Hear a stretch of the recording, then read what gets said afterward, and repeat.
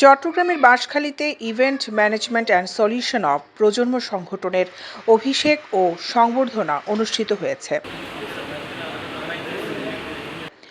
রবিবার ২৭ এপ্রিল দুপুরে উপজেলা গুনাগড়িস্থ একটি কমিউনিটি সেন্টারে এই অভিষেক ও সংবর্ধনা অনুষ্ঠিত হয়।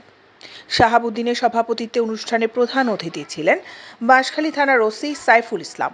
বিশেষ অতিথি ছিলেন কালীপুর ইউনিয়ন পরিষদের ভারপ্রাপ্ত চেয়ারম্যান আবুল কালাম।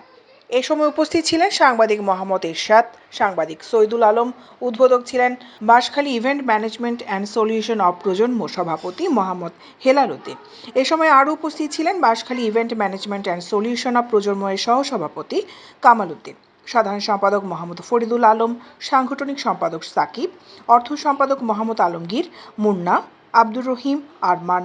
উপদেষ্টা মণ্ডলীর মধ্যে নুরুল ইসলাম, জসিম, আব্দুল মান্নান, দেলোয়ার, এহসান, দিলীপ সরকার, সন্তোষ বাবু, মোহাম্মদ নাসির সহ উক্ত সংগঠনের সকল সদস্যবৃন্দ।